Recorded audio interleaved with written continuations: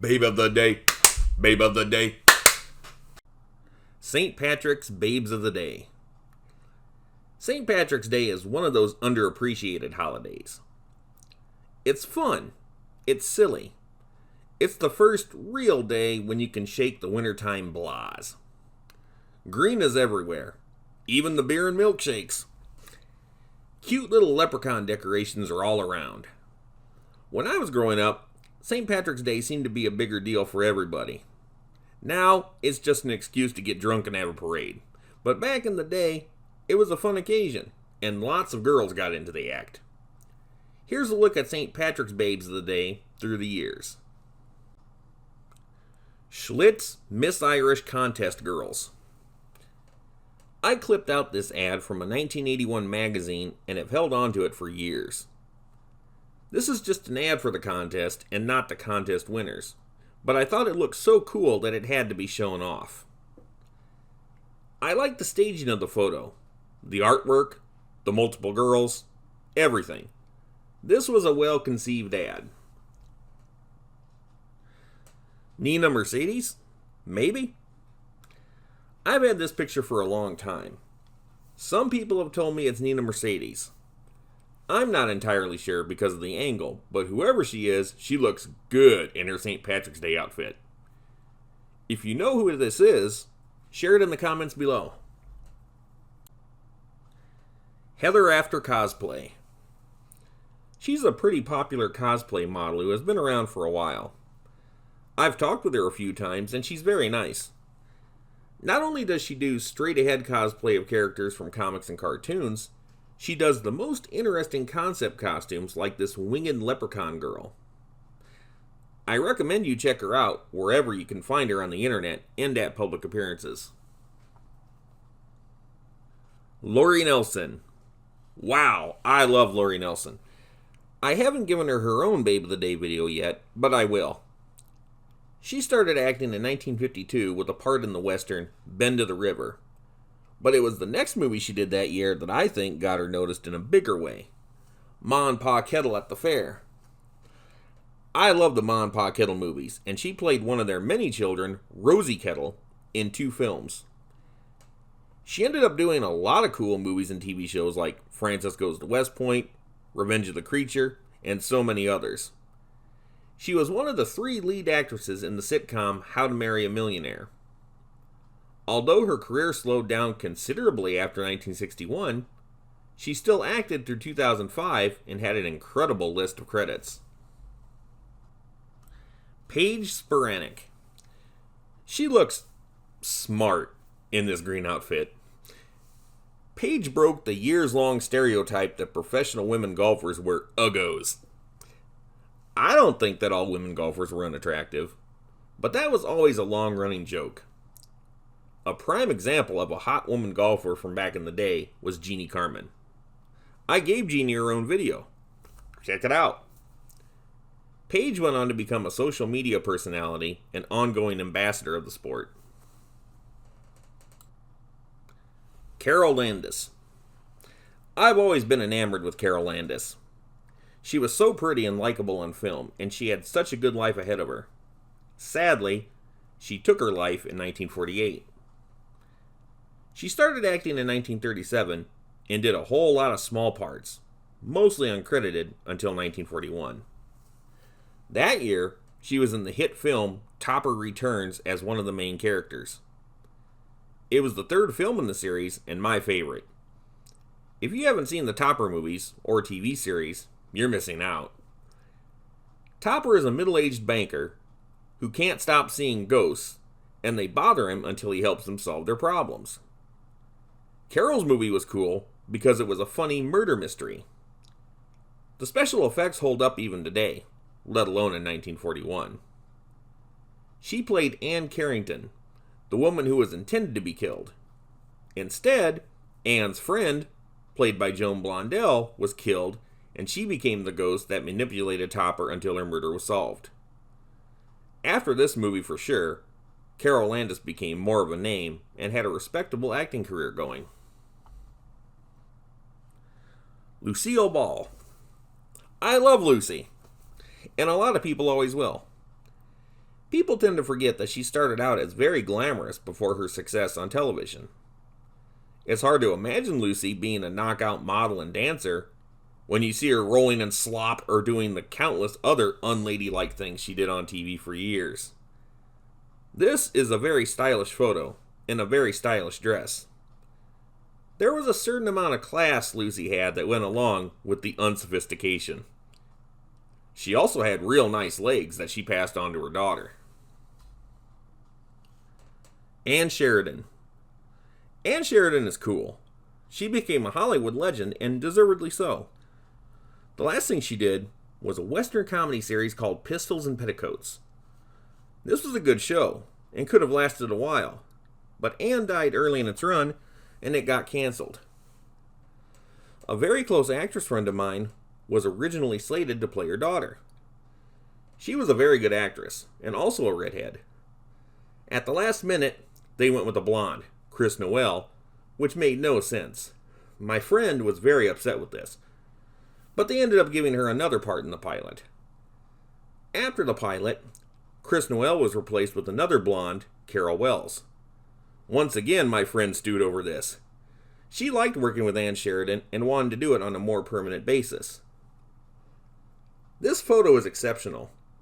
The sparkly bathing suit, the giant, velvety-looking shamrock. Very nice. Doris Day. She's deceivingly hot. Doris Day was always pretty, but her image was so Susie Cream Cheese and squeaky clean that you didn't always notice what a great figure she had. In real life, and behind closed doors, she was quite a bit steamier than any of her fans would have guessed. There wasn't any hint of that in her cutesy musical films. Doris was also a very prominent animal activist, so she had a lot of things going for her. Her son was the famous music producer and songwriter Terry Melcher, who is behind a lot of hit songs people love, myself included. Martha Vickers. She was extremely good looking and had a respectable acting career, although she wasn't one of the biggest names of the 40s and 50s. Her first role was a small part in the legendary film Frankenstein Meets the Wolfman in 1943. By the 1950s, she was mostly doing television, and by 1960, she was done with acting altogether. It's hard to say why she wasn't a bigger star, or why her career didn't last longer. Sometimes Hollywood can kick you to the curb, and sometimes it's by personal choice. I've known a lot of show business people over the years, and everyone's story is different. I never knew Martha, though, so I just can't say. Peggy Knudsen. If you've seen classic movies and television from the 1940s to 60s, you've seen Peggy Knudsen somewhere. She was a very prolific character actress. She is probably best known as a blonde. This is one of the cutest leprechaun girl costumes I've seen, and that cane is a nice touch. I always enjoy watching her in the show and spotting her in it. It's like finding a gold nugget. Olga San Juan. I talk about Olga in my New Year's Eve Babes of the Day video. Check it out. This picture is extremely well done. I love her outfit, the giant leprechaun hat she's sitting on, and the shamrocks in the background. Not to mention that this is just a great pose. This is one of the most visually interesting pictures in this entire video, in my opinion. Dorothy Malone. This was taken long before Dorothy was a huge star. She had been acting for quite a long time, but didn't become huge until she turned herself platinum blonde and started playing unlikable women. At the time of this picture, she still had the good girl image, but was mostly in smaller roles. I really love this picture because this outfit makes her look goddess-like. I will admit that I have never seen a St. Patrick's costume quite like this. This looks like a cross between St. Patrick's Day and Greek mythology. I love it. Angela Green. This blondie was Irish. Born in Dublin, she started out as a model before getting into acting. She never got huge as an actress, but her career lasted much longer than many of the A-listers of her time. Her modeling photos, however, were very well received and made her popular with a lot of guys. She actually dated John F. Kennedy during World War II, but ended up marrying another man in 1946. Angela ended up divorcing from her husband in 1975. By 1976, she was done acting, and in 1978, she died of a stroke. She was only 56. It's fair to say her later years weren't the happiest of her life. Whether it was poor health, dissatisfaction with her marriage or acting career, or a combination of all these things that led to her early demise is up for speculation. Either way, it's sad, and I'd like everybody to have a happier time in life. She looks happy in these pictures though, and you've got to love her outfits. Angela was a natural at modeling. You just don't see many models today that have that much sparkle. Angela had a very good way of posing and positioning her limbs in all of her photos. Maureen O'Sullivan, another true Irish actress. I'm a sucker for Maureen O'Sullivan. She is probably best known for playing Jane in the Tarzan movies opposite Johnny Weissmuller. From everything I've known about Maureen for years and everything I've researched, she seems, by all accounts, to have been a nice, hardworking actress lady.